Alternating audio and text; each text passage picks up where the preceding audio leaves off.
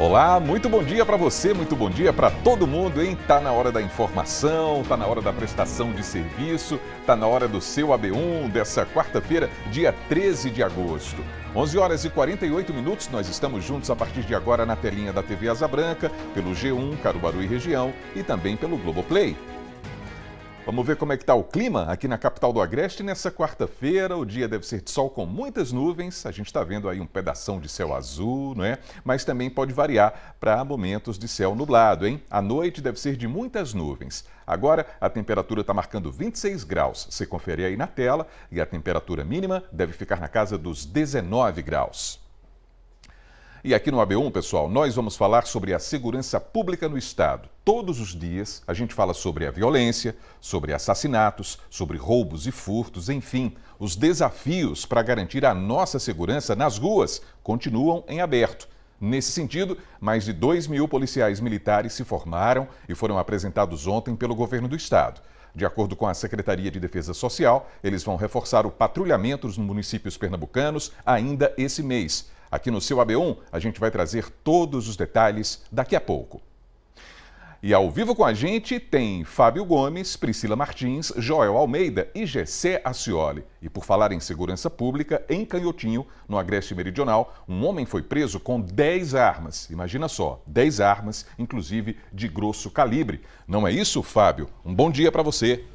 Oi, Almir, muito bom dia para você, bom dia para todo mundo que acompanha a gente nesse AB1. E é isso mesmo, Almir, esse homem foi preso com esse arsenal, né? A Polícia Militar informou que foram apreendidos rifles, espingardas, revólver e também diversas munições. Esse caso aconteceu no município de Canhotinho na madrugada de hoje, enquanto a polícia realizava a operação Madrugada Segura. Daqui a pouquinho eu volto trazendo outros detalhes, Almir.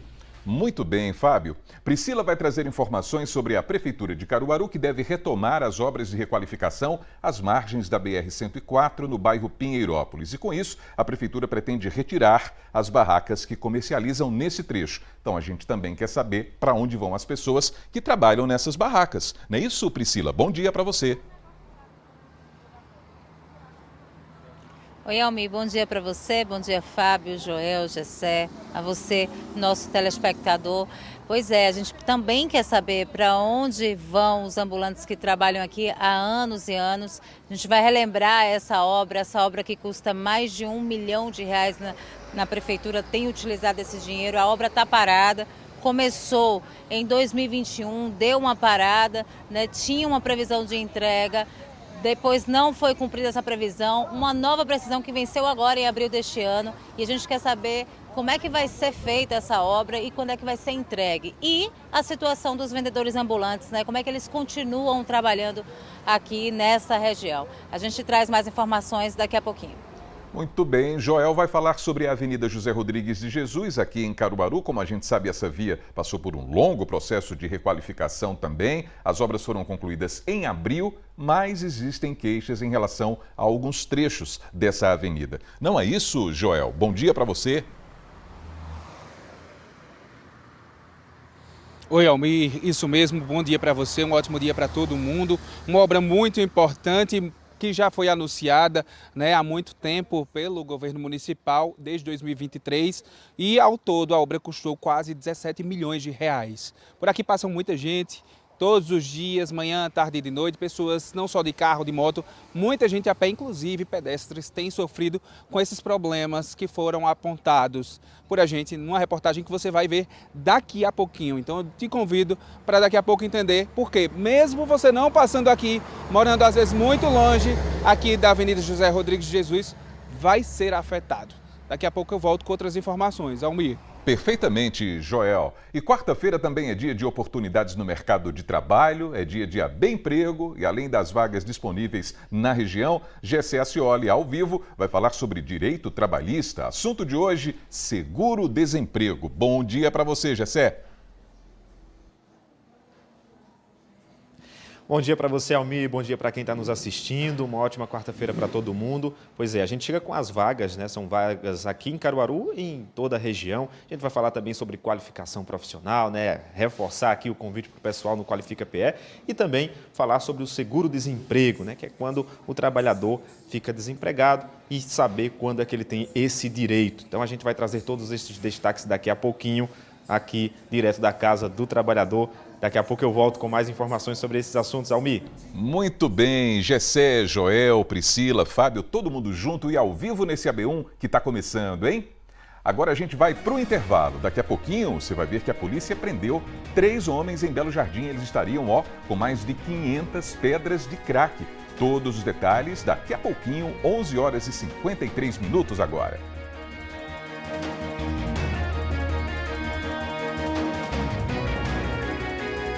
E o seu AB1 voltou, agora 11h55, e as obras de requalificação, às margens da BR-104, no bairro Pinheirópolis, devem ser retomadas pela Prefeitura de Caruaru, hein? Com isso, a Prefeitura pretende retirar as barracas que comercializam nesse trecho. Então, vamos falar nesse assunto, porque além das obras, a gente também quer saber para onde vão as pessoas que trabalham nessas barracas. E para responder a essas perguntas, Priscila Martins está com a gente ao vivo. Boa tarde para você, Priscila.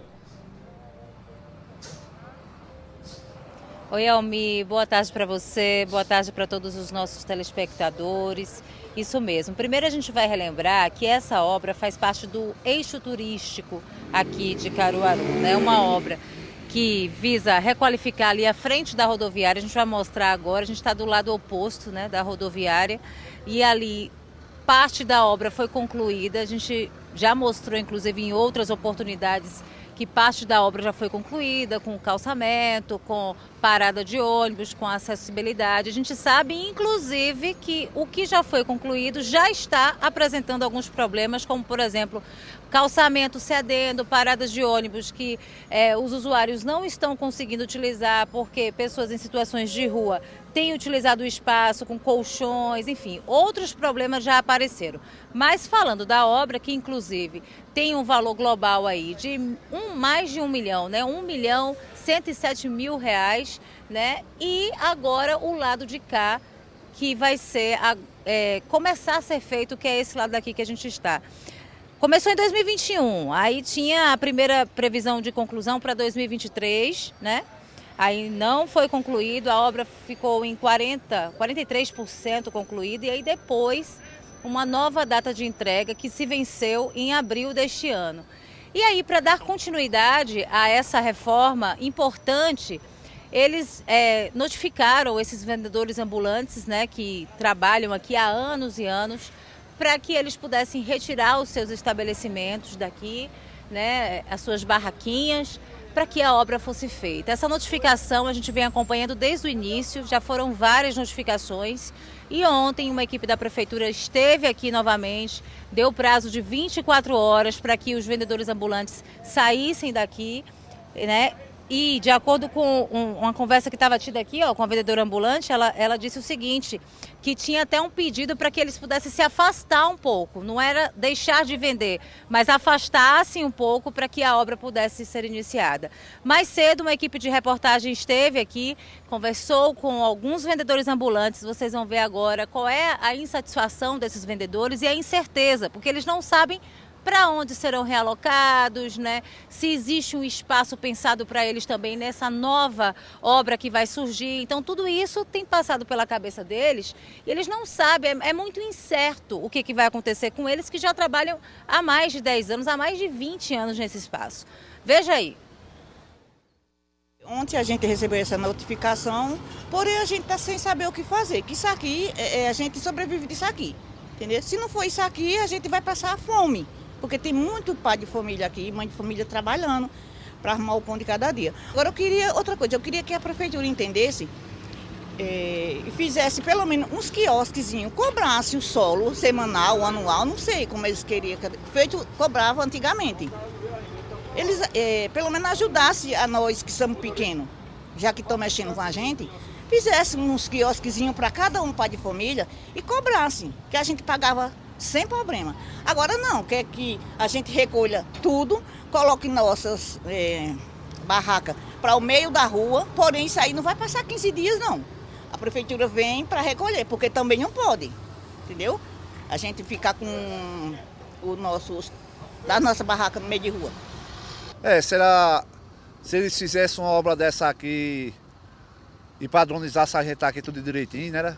Fizesse pelo menos quiosque, como a gente dissesse aqui, a gente já disse aqui que a gente pagava a taxa, aluguel, que fosse aqui. Mas se organizasse a gente, não. A conversa deles é só deslocar a gente. Ou deslocar para um canto, para outro e afastar a gente daqui. Sempre essa mesma conversa, né? Fazer o quê, né? Algumas coisas a gente não consegue entender, por isso que a gente convidou alguém da prefeitura para estar aqui e explicar, né? Porque, por exemplo, como é que eles vão afastar essas barracas para o meio da rua e pode ficar no meio da rua obstruindo a passagem dos veículos, dos pedestres? Essa é a primeira pergunta que eu faço diante dessa situação. A outra pergunta é como é que fica a questão, né, deles estarem trabalhando há tanto tempo e terem que ir lá na URB, porque foi pedido isso, né, que eles se dirigissem até a secretaria, naquela unidade ali, para que pudessem escolher o local onde eles pudessem trabalhar. 2 dos vendedores ambulantes fizeram isso, chegando lá, de acordo com os vendedores, não tiveram informações, as pessoas que trabalham no setor não sabiam o que dizer, de acordo com eles, não se sabia nem que eles estavam sendo retirados daqui. Isso foi o que os vendedores, conversando comigo aqui, me disseram. Então, eles estão incertos, não sabem de fato o que é que pode acontecer. Eu estou aqui na minha mão, ó, com um papel que foi o que todos eles receberam ontem, que é o auto de desocupação. Está aqui, ó, com o carimbo da prefeitura, que deveria ter a assinatura do vendedor, mas não tem aqui, ó, se recusa a assinar, alguns não assinaram, né? E está aqui, o prazo de 24 horas que venceu de 10h20 da manhã de hoje e ninguém apareceu aqui pela manhã. Os vendedores continuam com as suas atividades aqui, ficaram nessa expectativa de hoje receberem nova visita, né, mas não receberam, eles estão temerosos, não sabem o que de fato vai acontecer. Nossa equipe de reportagem, a produção de jornalismo da Asa Branca, pediu, além de convidar alguém da prefeitura que não compareceu, né, não confirmou presença aqui hoje, pedimos nota de esclarecimento sobre essa situação, né, para que pudessem responder essas questões tão importantes. E até o momento, vou até pegar meu celular e atualizar aqui, ó, para ver se chegou alguma notícia aqui, ó. A nossa produção está dizendo que não. Até o momento não tem nota, até o momento não tem nenhuma resposta da prefeitura em relação a essa situação. Então são 2 coisas importantes que a gente precisa dizer aqui hoje ao vivo no AB1. A primeira é que a obra é necessária, precisa existir essa obra. Aliás, não só começar ela e retomar, na verdade retomar essa obra, não só isso é importante, mas concluir, né? Que também é importante. A gente sabe que esses prazos não têm sido cumpridos, é muito dinheiro, né? R$1.107.000 e alguns mais, né, sendo utilizados para essa obra e até agora nada. E a segunda coisa muito importante é em relação aos vendedores ambulantes. Eles precisam saber onde que eles poderão trabalhar, como é que eles vão continuar com esse serviço que não começou ontem, já tem anos e anos. E afastar e colocar no meio da rua, acredito que eles serão multados, porque isso também não é permitido.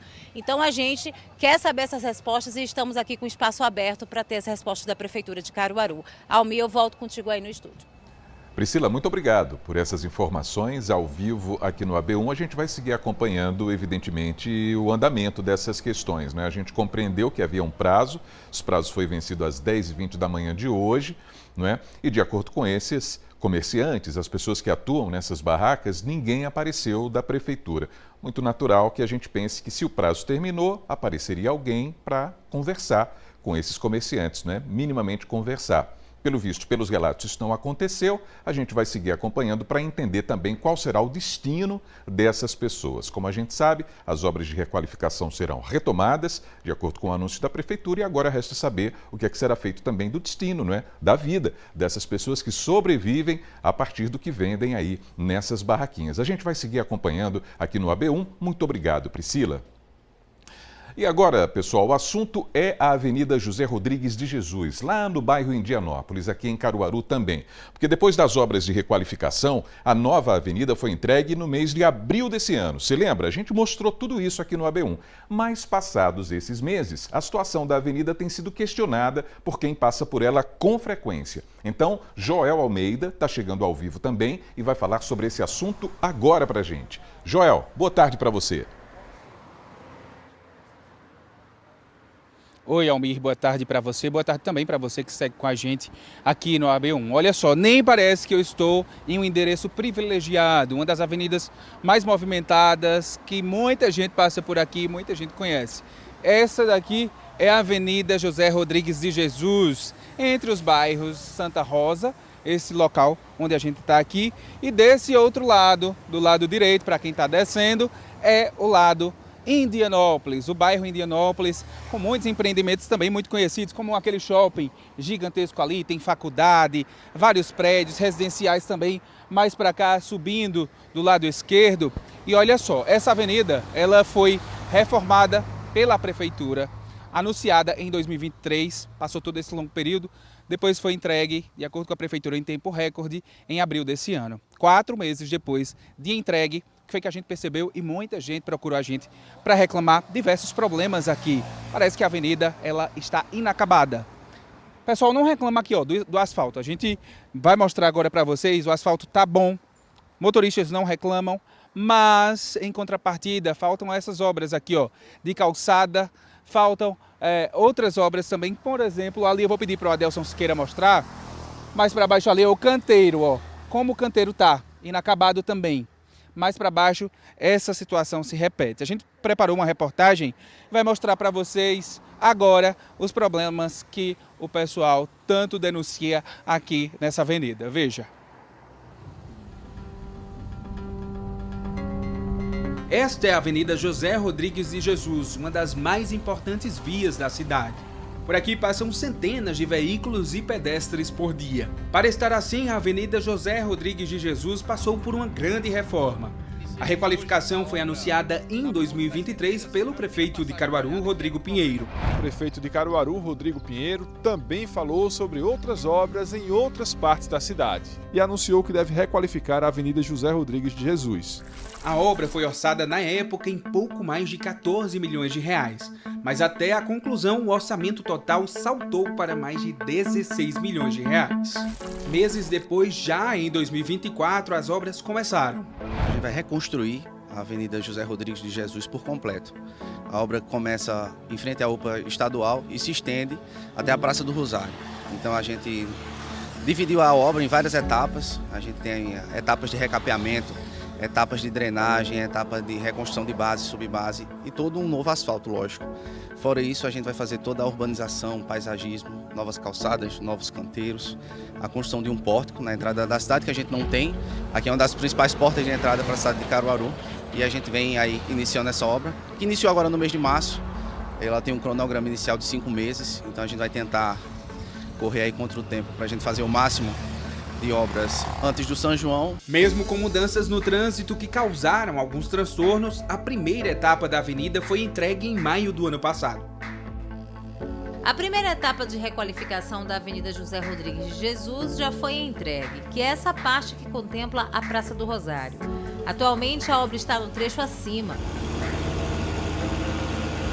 Por causa da requalificação, a rodovia está interditada, obrigando os motoristas a se desviarem para ter acesso ao centro da cidade. E quem achava que essa obra seria entregue antes do São João se enganou. O cronograma vai até agosto, ou seja, durante o festejo junino, a Avenida José Rodrigues de Jesus ainda vai estar em reforma. A gente já concluiu quase toda, 100% da demolição dos canteiros e calçadas. A gente vai fazer uma nova urbanização em toda a avenida. As obras foram encerradas e entregues à população em abril deste ano, com asfalto polímero, obra de drenagem e novos canteiros. Hoje, 4 meses depois da inauguração, a avenida ainda parece inacabada. A requalificação da Avenida José Rodrigues de Jesus é considerada como uma obra macro, ou seja, de grande porte, por impactar no cotidiano de várias pessoas que passam por aqui todos os dias. Ela dá acesso a 4 serviços importantes de saúde. Ali, por exemplo, o Hospital da Mulher, recentemente inaugurado, a UPA Estadual de Especialidades, mais para frente a UPA 24 horas e lá atrás o Hospital Regional do Agreste. E aqui, nessa altura do pórtico, já dá para ver que muita coisa ficou pela frente. Desde os canteiros que não receberam manutenções até ali, mais na frente, onde o piso cedeu. Os canteiros até receberam novas plantas ornamentais, mas não em todos os espaços. No lugar que era para ter grama, sobra mato alto. Também encontramos destruição, pedras soltas e essa parte do meio-fio foi arrancada e não foi recolocada. Para quem anda por aqui, a avenida precisa de outra reforma. Precisa melhorar um pouco, né, na reforma, né? Assim, tirar o mato, tudo, né, para fazer uma limpeza total, né? Tem muito mato, tem muito buraco. Quando a gente vem de carro de moto, se o motorista não prestar atenção, cai, derruba o passageiro. Aí não, tem que melhorar mais, né?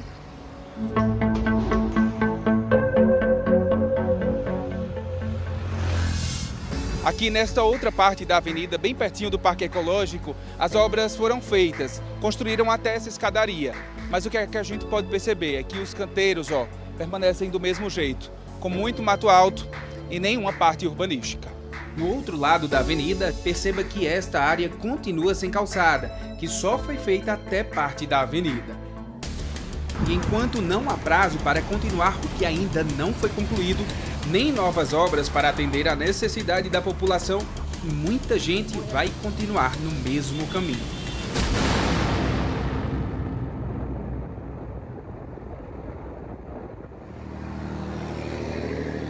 Tá aí, como você viu, uma avenida gigantesca que passeia por diversos bairros aqui na cidade, que muita gente sofre. Eu estou aqui com o Lucas, que trabalha aqui bem pertinho.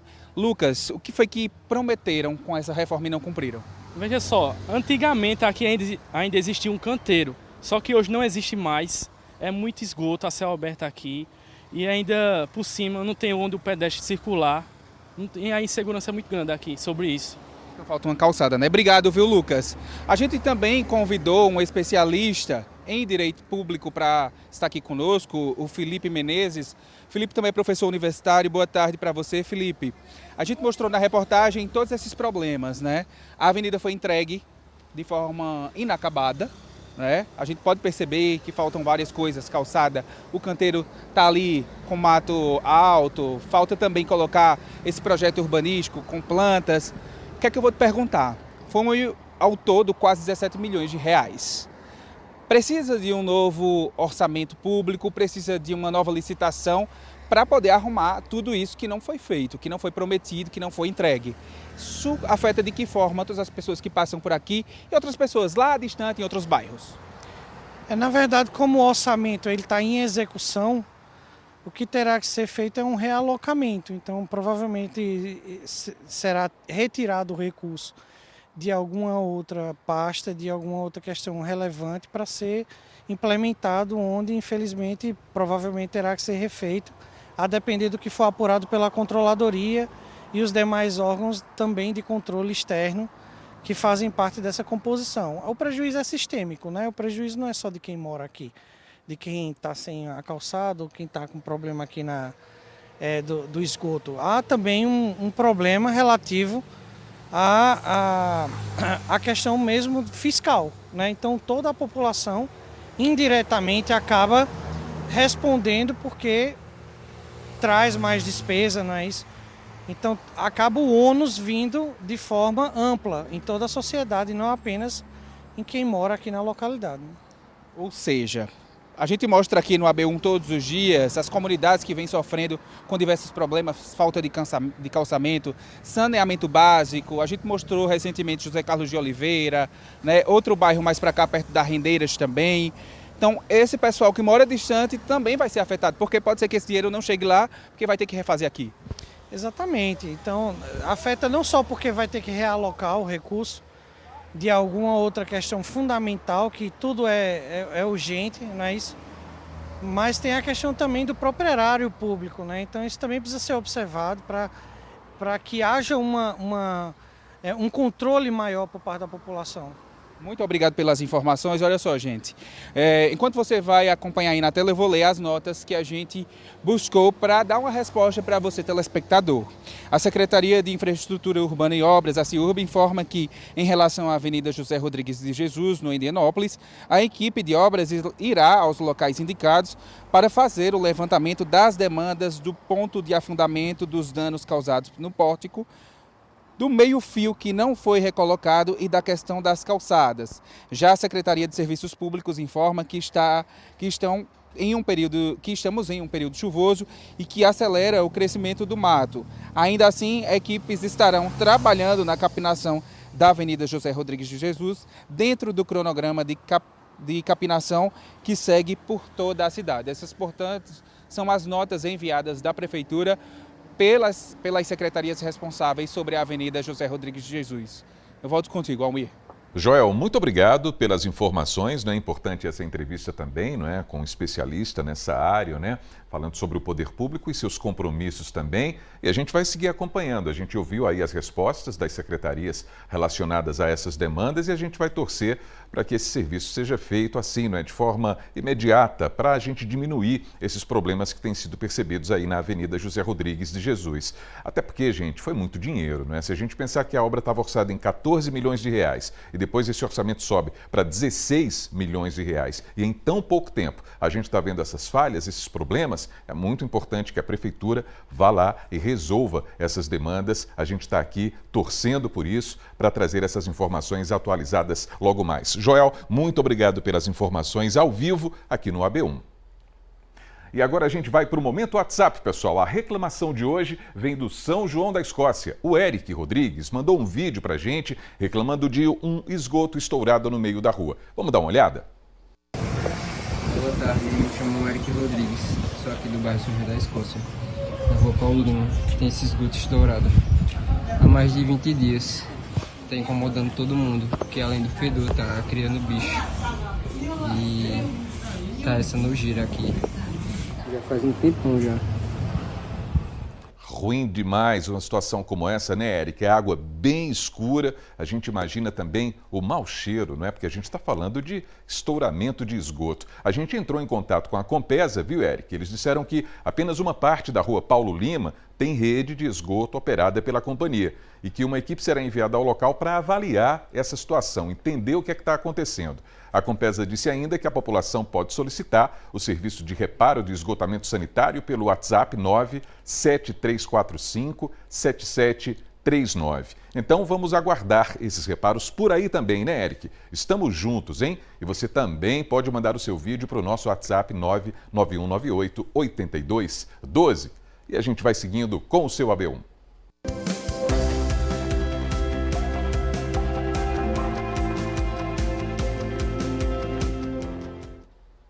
Muito bem, agora é meio-dia, 17 minutos. Agora a gente vai saber quais são as oportunidades de emprego disponíveis para essa quarta-feira. Vamos falar de coisa boa. Gessé Ascioli está ao vivo e tem todas as informações para a gente. Boa tarde para você, Gessé. Oi, Almir, boa tarde para você, boa tarde para quem está nos assistindo. Pois é, falar de coisa boa, né? Meio de semana e a gente chega mais uma vez falando sobre as vagas no mercado de trabalho para toda a nossa região. Já adianto que são muitas, viu? São 194, quase 200 vagas disponíveis para essa quarta-feira. E a gente vai conferir agora essas vagas detalhadas aqui em Caruaru e também em Garanhuns. Em Caruaru, são 5 vagas para agente de microcrédito, 1 vaga para artífice de manutenção, 7 vagas para auxiliar de cozinha, 15 para auxiliar de linha de produção, 1 vaga para auxiliar mecânico de refrigeração, 2 para auxiliar operacional de logística, 4 vagas para cozinheiro geral, 5 para cuidador de idosos, 2 vagas para instalador de painéis, 2 para montador de vidros, 4 vagas para motorista de ônibus urbano, 2 para operador de empilhadeira, 1 vaga para técnico de edificações e 1 vaga para técnico em nutrição e dietética. As vagas exclusivas para pessoa com deficiência, 1 para servente de obras. Em Garanhuns, tem vaga para auxiliar de escritório, 5 para auxiliar de logística, 4 para consultor de vendas, 3 vagas para eletricista, 3 para montador, 5 vagas para motorista de caminhão, 1 para pedreiro, 1 para soldador e 1 também para vendedor interno. Já as vagas exclusivas para pessoas com deficiência são 4 vagas para auxiliar de logística. Pois é, nós temos vagas também aqui na cidade vizinha de Bezerros e também de Santa Cruz do Capibaribe. Em Bezerros são 29 vagas, destaque para as 10 vagas para pessoas exclusivas, para pessoas que têm deficiência, para o cargo de auxiliar de linha de produção. Já em Santa Cruz do Capibaribe, destaque para recepcionista em geral, com 4 vagas. Essas são as vagas para esta quarta-feira e a gente sempre reforça. O site para conferir mais detalhes é o cedep.pe.gov.br. A Casa do Trabalhador aqui em Caruaru funciona das 8 da manhã às 5 da tarde, sempre de segunda a sexta-feira, aqui na Rua Floriano Peixoto, 147, né? 147 aqui na área central de Caruaru. E a gente reforça também que o Qualifica PE, que está com as inscrições abertas também pelo site do CEDEP. Então você confere lá, você que é trabalhador e também empreendedor, para se qualificar ao MI. Então oportunidades para todo mundo nesta quarta-feira aqui na Casa do Trabalhador. Muito bom, Gessé, muito bom. A gente está na torcida aí para todo mundo que vai em busca dessas vagas, né não? Muito boa sorte para toda essa turma. E a gente segue falando sobre o mercado de trabalho então, não é? Vamos aproveitar para falar sobre direito do trabalhador hoje também, Gessé, porque existem muitas perguntas sobre o seguro-desemprego. E esse é um direito muito importante para um momento muito delicado, não é não? Pois é, Almi, a gente está falando sobre vagas de trabalho, né, para aquelas pessoas que estão desempregadas e, naturalmente, para quem é trabalhador formal, sabe que existe aquele direito seguro-desemprego. Mas existem muitas dúvidas ainda, por isso eu estou aqui com a Valéria Soares, que é advogada trabalhista, e vai nos contar um pouquinho como é que funciona o seguro-desemprego, porque tem muita gente que sabe, é um seguro garantido, né, para o trabalhador formal, mas existe também muitas dúvidas. Valéria, boa tarde. Boa tarde a todos.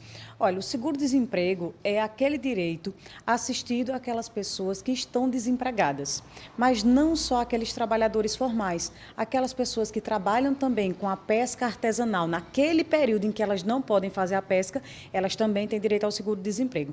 Aquelas pessoas que são empregadas domésticas, que estão fora do mercado de trabalho, também têm direito ao seguro-desemprego, bem como aquelas pessoas que foram encontradas em uma situação análoga, ou seja, parecida com a escravidão, elas também têm direito ao seguro-desemprego. Mas para ter direito ao seguro-desemprego, é necessário que essas pessoas tenham feito uma contribuição durante um determinado período. Então, contribuiu durante esse determinado período, você tem assegurado o seu seguro-desemprego. Existem casos específicos que a pessoa, mesmo tendo contribuído, não tem o direito ao seguro-desemprego, de acordo com de que forma foi a saída do trabalho? Sim. Para ter direito ao seguro-desemprego, necessariamente essas pessoas que têm um emprego formal, elas precisam ter saído por uma demissão sem justa causa. Ou seja, sem motivo algum, você foi demitido. O empregador tem todo o direito de contratar ou de demitir quem ele bem desejar. Mas caso você tenha feito uma contribuição mínima para a primeira entrada de pelo menos 12 meses de contribuição, nos últimos 18, você vai ter direito entre 4 e 5 parcelas. Na segunda solicitação, se você fez uma contribuição de pelo menos 9 meses nos últimos 12, você vai ter entre 3 e 4 parcelas. E nas outras solicitações, na terceira e as demais solicitações que você fizer, se você fez uma contribuição de pelo menos 6 meses, você tem direito a 3 parcelas. Mas precisa ter saído com a demissão sem justa causa. Se foi com justa causa ou pedido de demissão, você não tem direito ao seguro-desemprego. Esse é um direito do trabalhador, mas passa pelo empregador fazer esse repasse, né? Fazer esses depósitos. Quando esse depósito não acontece, como é que funciona? Vamos lá. Se esse depósito não aconteceu, mas você estava com a carteira assinada, você tem 2 formas de fazer. Ou você vai junto ao INSS e tenta fazer uma alteração demonstrando seus dados, ou você vai junto à Justiça do Trabalho, ingressa com a ação para que essas contribuições sejam devidamente recolhidas e aí, consequentemente, você tenha o seu direito. Você tem, no caso de trabalhador formal, entre o 7º dia até os 120 dias para solicitar o seu seguro-desemprego. Valéria, existe alguma forma como o trabalhador acompanhar se esse depósito está sendo feito para ter essa garantia? Sim. Você pode ter acesso pelo seu sistema. No meu INSS, lá você vai ter todas as informações numa partezinha que se chama CNIS, CNIS. Lá vai ter todas as suas contribuições, aquelas que estão sendo realizadas mensalmente. Valéria, muito obrigado pelas explicações de hoje. Tá aí, Almi, mais um direito do trabalhador que a gente precisa ficar atento para sempre estar buscando, quando necessário, tiver algum problema, mas a gente está aqui sempre para fortalecer esse serviço, que é informar a população, principalmente os trabalhadores. É isso, Gessel. A Bem Emprego está aqui para dar essa força mesmo, né? A gente falou sobre o direito do trabalhador, daqui a pouquinho você está de volta, porque tem direito do consumidor também para a gente conferir. Não é isso, Gessé? Até daqui a pouquinho. A gente vai para o intervalo agora, hein? Em instantes, vamos conhecer alguns projetos que levam alunos para estudar fora do país. É uma experiência e tanto, hein? E ainda, no AB Esporte, as informações sobre a Série A2 do Pernambucano. Vamos saber como estão os preparativos do Ipiranga, a nossa querida máquina de costura. 12h, 24 minutos, a gente volta já.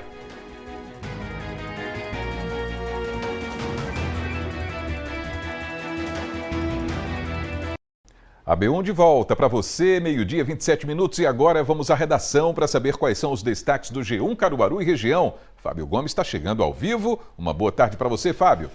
Oi, Almir, muito boa tarde para você, boa tarde para todo mundo que acompanha a gente aqui nesse AB1 de hoje.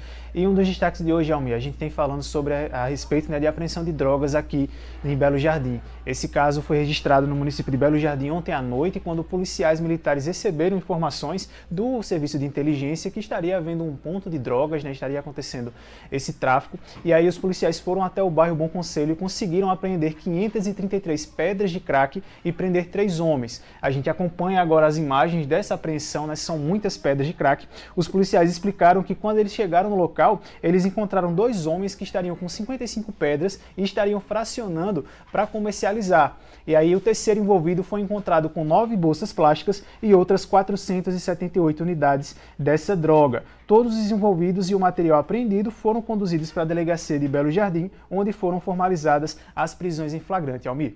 É, Fábio, e no G1 tem outras informações sobre segurança pública, como, por exemplo, esse homem que foi preso com 10 armas em Canhotinho.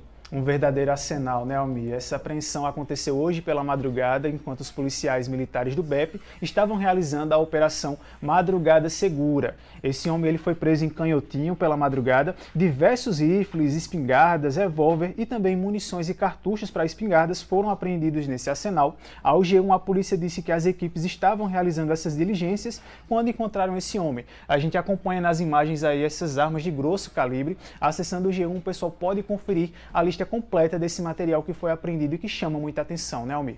Chama sim, não é? A gente, quando vê uma ação como essa, vê o tamanho da importância do trabalho da segurança pública, não é? Olha só, uma pessoa com esse arsenal é de fato impressionante. Olha ali a quantidade de munição mais à esquerda, não é? E as próprias armas aí expostas. De fato, um registro impressionante esse, Fábio. Para a gente mudar de assunto, estou vendo que no G1 tem informações também sobre o rolê Hack and Play.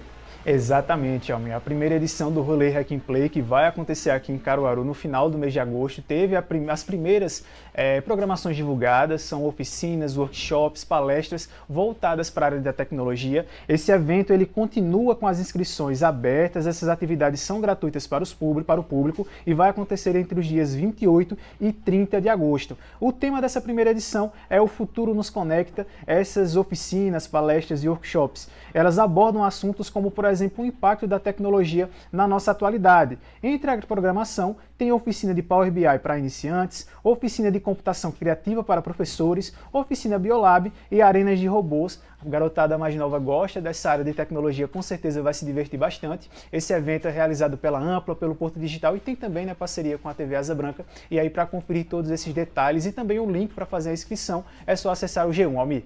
Muito bem, Fábio Gomes. Muito obrigado pelas informações de hoje aí no G1. Bom trabalho para você e até amanhã. Obrigado, Almir. Bom trabalho para você também e até amanhã. Valeu, Fábio. Pois é, há pouco a gente falou aí no G1 a respeito dessas apreensões, prisões também. E olha, mais de 2.000 policiais militares se formaram ontem e, de acordo com o governo do estado, vão reforçar o patrulhamento nas ruas ainda esse mês. Para os novos soldados, foi um momento de muita emoção também. Veja. A cerimônia de formatura foi na Arena de Pernambuco, em São Lourenço da Mata. São 2.299 novos policiais militares que concluíram o curso de formação e habilitação de praças nos polos do Curado e da Imbiribeira. A formação do grupo terminou em 30 de julho. Os 1.979 homens e as 320 mulheres cumpriram 1.080 horas-aula, em 36 disciplinas. É uma emoção muito grande, principalmente por poder representar todas as mulheres aqui e todo o povo do estado de Pernambuco poder servir a sociedade. E é de grande emoção para mim, principalmente por também poder honrar minha família, honrar o pessoal que está junto comigo e agradecer sempre e agradecer a Deus acima de tudo. Ela é bastante estudiosa e se esforçou bastante, então isso é o fruto dos estudos dela, né? Muitas horas me acordei de madrugada, ela estudando, batalhando, determinada, e tá aí a resposta. É muito orgulho, estou muito feliz. Eles vão agora para o trabalho de campo, atuar na segurança pública da região metropolitana e do interior. A cerimônia contou com a presença da governadora Raquel Lira e da vice Priscila Krause. Chegam num momento muito importante, em que a gente, por 15 meses consecutivos, consegue celebrar a redução de homicídio e redução de crime contra o patrimônio, mas com o mesmo efetivo de 30 anos atrás. Estamos fazendo um concurso público garantindo que até meados do ano que vem tenhamos 7 mil novos profissionais de segurança pública em Pernambuco nomeados. Estes que aqui estão hoje, a partir do dia 18 de agosto, estarão nas ruas, nos pontos críticos, onde a gente tem maior incidência de criminalidade, de acordo com os dados estatísticos da Secretaria de Defesa Social. Já temos engatilhado aí uma segunda turma de 2.400 que já foram convocados, já foram matriculados, e certamente agora, em meados do mês de setembro, nós estaremos com a aula inaugural para a realização desse segundo momento. Para os novos policiais, a cerimônia marcou o começo de uma jornada. Foram anos de estudo, cheguei perto, tive reprovações, medo, mas eu nunca desisti, nunca desisti. Sempre continuei, perseverei e quando veio minha filha, meu casamento com minha esposa, aí foi mais certeza ainda. Quando eu vi um policial na rua, eu me arrepiava todinho, porque era o que eu queria ser. E eu acho que depois da chegada da nossa filha foi o maior incentivo dele para não desistir. Gratidão, gratidão, gratidão. E vamos seguindo com o seu AB1. Vamos para o AB Esporte agora, porque a Série A2 do Pernambucano está chegando e tem clube focado na busca pelo acesso à elite do estadual. Não é isso, Matheus Antunes? Uma boa tarde para você. Olá, Almir. Boa tarde para você, boa tarde para o pessoal do outro lado da telinha acompanhando o AB1 de hoje.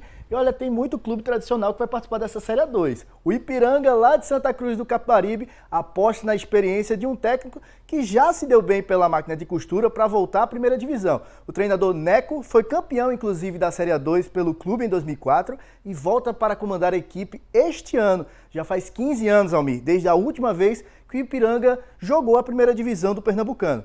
Vamos conferir como vem a máquina de costura em busca para atingir esse objetivo do acesso.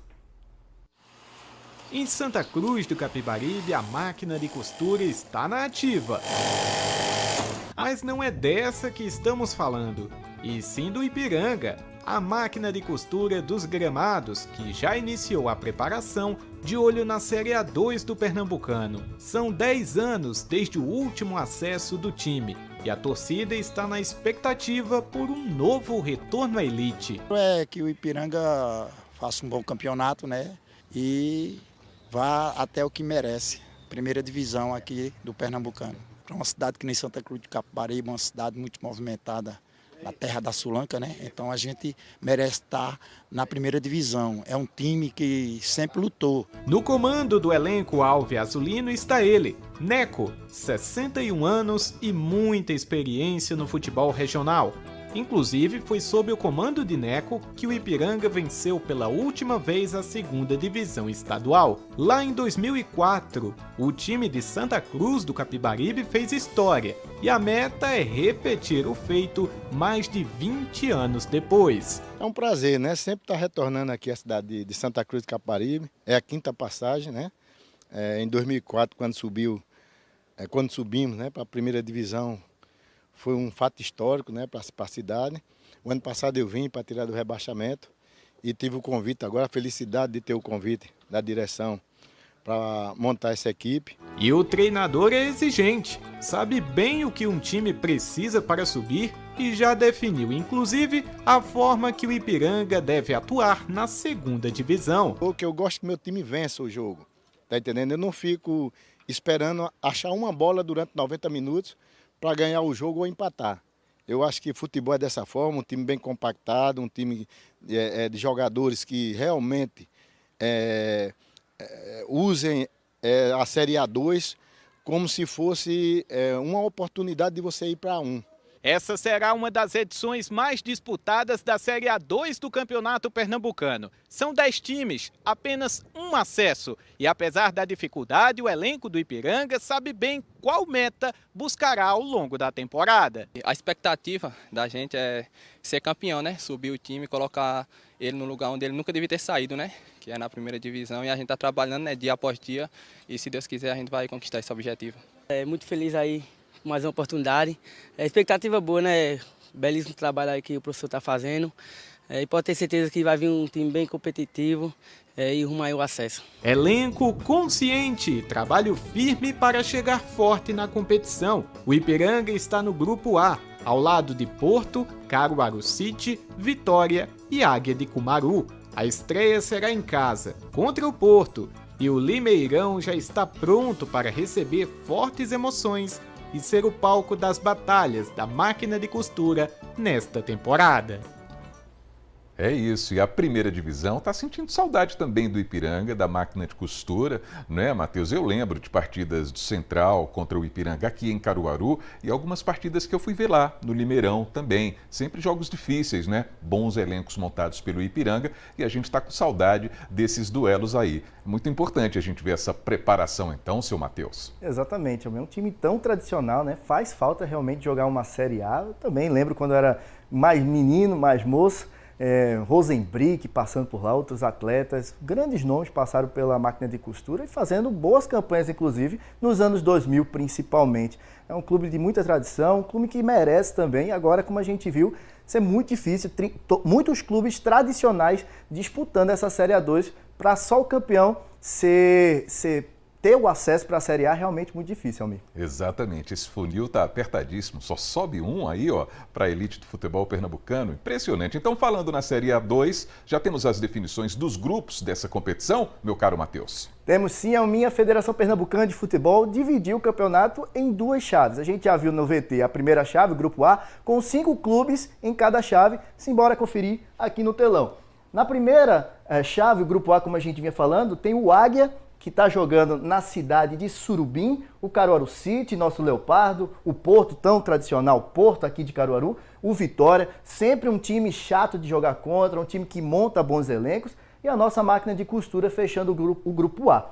No grupo B entrou o Belo Jardim. O Belo Jardim, que herdou a vaga da Acabense esse ano, entra aqui no lugar onde seria da Acabense, no grupo B, junto com a América de Pernambuco, o Centro Limoeirense, o Ipojuca e o Veracruz também de Vitória. O América é um time chato também, igual ao Vitória, um time difícil, muito difícil para nosso Calango, mas os times vêm se preparando, o nosso interior está vindo forte. E a federação também definiu as datas do jogo da primeira rodada da competição, inclusive tem time do interior começando a segundona em casa, viu? Vamos dar olhada novamente aqui no telão. No dia 30, temos 2 jogos. O primeiro lá no Limeirão, que é o Ipiranga contra o Porto, jogo duríssimo, jogo difícil para decidir quem é o favorito, jogo muito parelho. No outro jogo que acontece no dia 30, também às 15 horas da tarde, no Antônio Inácio, ou seja, o nosso querido estádio do Veracruz, Caruaru City e Vitória. Esse jogo é mais difícil para o nosso Leopardo,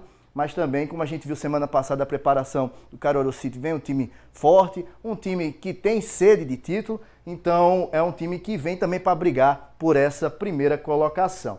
O outro confronto que a gente tem é no dia 31, são os outros jogos, no Ademir Cunha, Veracruz e América, e dia 31 também tem o nosso Calango de Belo Jardim jogando contra o Ipojuca. Belo Jardim contra Ipojuca, todos os jogos 15 horas da tarde, Almir. Eita, rapaz, a gente vai acompanhar tudo aí com a turma do GE e tudo aqui também no AB Esporte. E quem quiser saber mais, faz o quê, hein, Matheus? E para quem quiser saber mais, lembra como é que faz vocês aí de casa? Acessa lá, GE Caruaru e região, todas essas informações e muito mais estão no nosso portal. Tem um QR Code aqui na tela para ajudar também.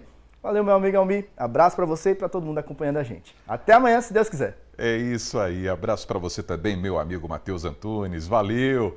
E vamos seguindo com o AB1. Você já pensou em complementar os estudos com oportunidades fora do país? Existem projetos para estudantes de escolas particulares e estaduais também que tratam dessas possibilidades. Veja na reportagem.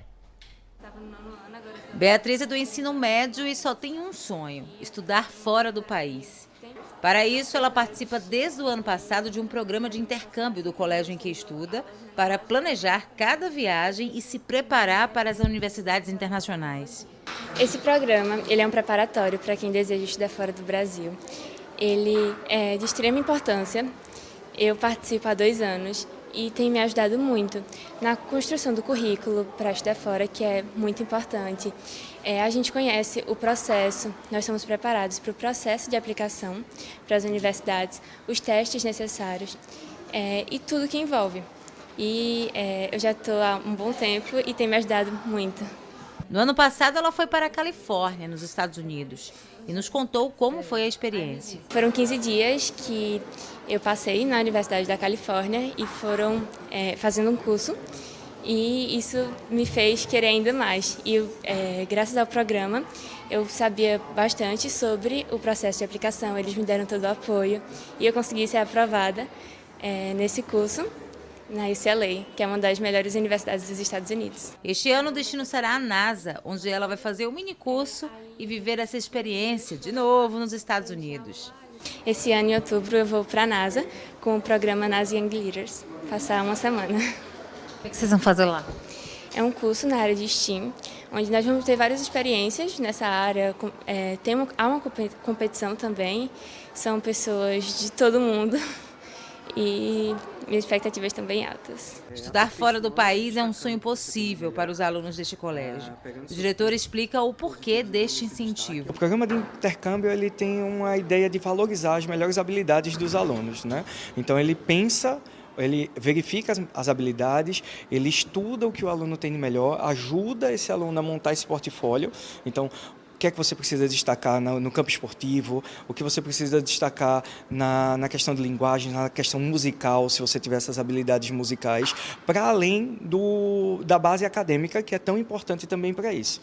Então ele vai orientar, diante do curso, do desejo, do que você quer realmente cursar, o que é que você quer, qual país que você quer conhecer, ele vai trazer quais são as melhores instituições que oferecem esse curso e orientar você a mostrar suas habilidades, montar o seu portfólio que possa, de maneira adequada, tentar alinhar com o que cada instituição oferece de melhor. O Departamento Internacional GG tem como objetivo apoiar aquelas famílias e alunos que desejam experiência internacional, seja através de programas de férias, com nossos parceiros, ou nosso programa de preparação, graduação no exterior, que a partir do 9º ano prepara alunos que desejam fazer faculdade ou universidade fora do Brasil.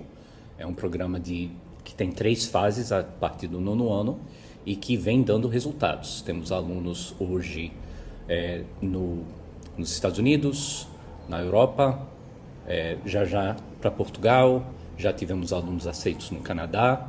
Então, é um programa que, de fato, dá resultado para aqueles alunos que desejam alçar voos internacionais. Privilégio que os alunos dos colégios estaduais de Pernambuco também podem ter. Emily viveu essa experiência em 2020. Ela foi para a Austrália, bem na época da pandemia.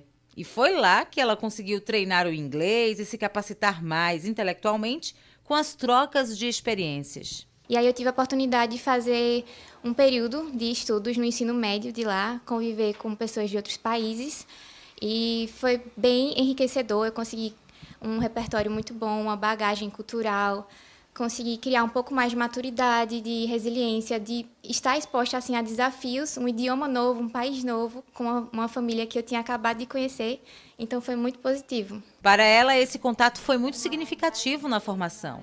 Atualmente, ela é formada em Relações Internacionais e tem estudado para conseguir uma vaga no consulado ou na embaixada. Aprender uma outra língua vai muito da sua disposição, do seu interesse também. Eu lembro que antes mesmo de começar a estudar inglês para o intercâmbio, eu já estava exposta ao idioma, com música, com série, com filmes. Então, eu sempre gostei muito de estar em contato com esses idiomas. Eu vi uma pessoa de outro país, eu ficava tentando prestar atenção para entender o que essa pessoa estava falando.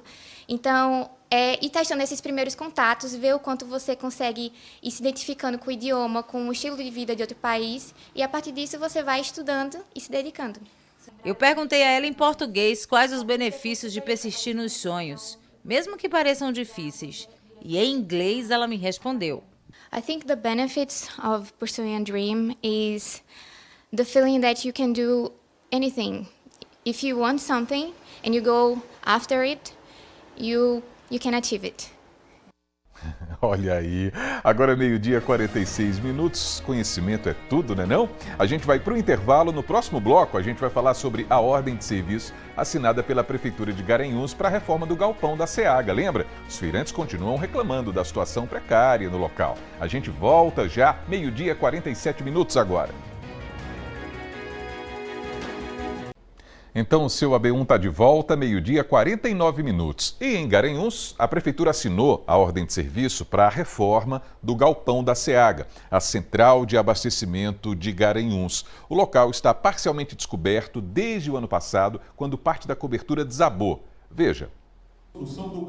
A assinatura foi feita no gabinete do prefeito com a presença de secretários e representantes da construtora responsável. A ordem de serviço autoriza o início imediato da reforma e requalificação do galpão. O investimento é de quase R$1,5 milhão.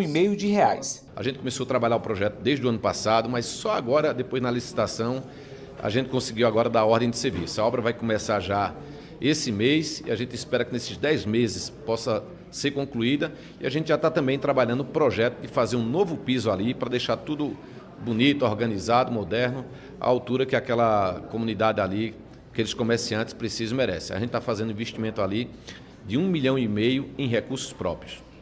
E é aqui na SEAGA que as mudanças vão acontecer. O espaço vai ganhar uma nova cobertura e melhorias nas instalações para oferecer mais conforto e segurança a comerciantes e clientes. A obra deve durar até 10 meses. Vai haver uma relocação desse pessoal para começar uma obra, porque é uma obra que exige segurança tanto para o permissionário como para os funcionários. Não pode haver o conflito entre funcionários da empresa e os permissionários. Mas vamos ver com a empresa para o quanto antes eles puderem executar essa obra, ela será feita. Em novembro do ano passado, parte do teto do setor de frutas e hortaliças desabou. Ninguém se feriu. Mas desde então, quem trabalha aqui teve que improvisar para se proteger do sol e da chuva. Os comerciantes eles vão serem contemplados com uma nova estrutura, onde vai trazer mais segurança, mais conforto e também trazendo uma maior qualidade para eles poderem continuar exercendo a atividade econômica deles, que é a venda de hortifruti, e assim também atender melhor a população, que são seus clientes. Se o cronograma for cumprido, a SEAGA ficará de cara nova antes da próxima temporada de chuvas. Com o novo galpão, espera-se que os clientes voltem a frequentar o espaço como sonha seu Lindoval, que trabalha na feira há 20 anos. Fica melhor, né? Porque dá outra clientela na gente, vem mais gente para nós fazer mais bonitinho, nós temos mais clientela, né? Para comprar nossa mercadoria. Mas desse jeito, o povo inteiro fica abismado, como é que não se está desse jeito, né? Aí tem que o prefeito mesmo olhar isso, né? Para nós, né? E nós somos o quê? Somos uns pais de família que precisam arrumar o pão daqui dentro.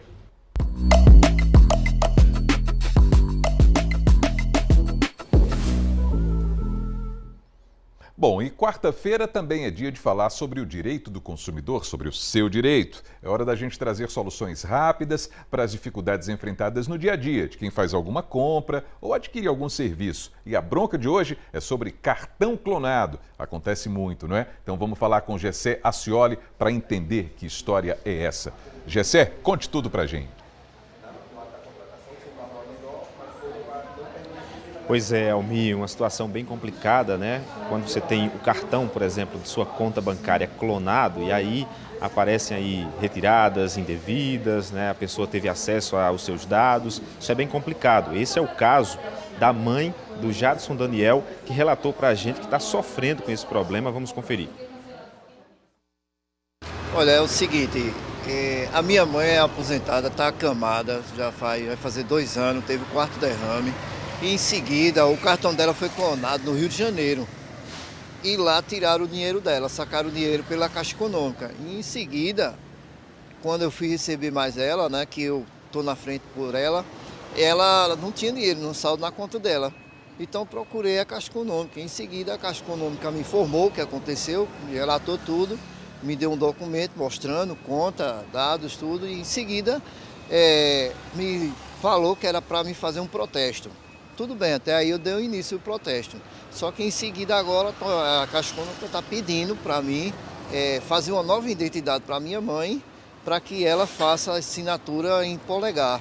Só que minha mãe está acamada, ela está com o lado direito parado, aí fica difícil. Aí eu vim aqui pedir orientação e para ver se o PROCON pode me ajudar da melhor forma possível para não estar movendo com ela para cima e para baixo.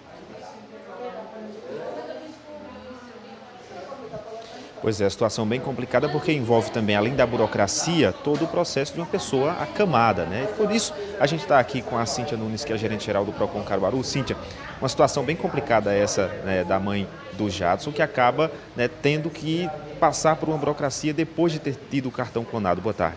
Boa tarde. Pois é, além de ter sido vítima, né, de uma fraude, a gente vê aí que o banco impõe uma obrigação, né, impõe uma condição de maneira desproporcional, tendo em consideração a situação da consumidora, né?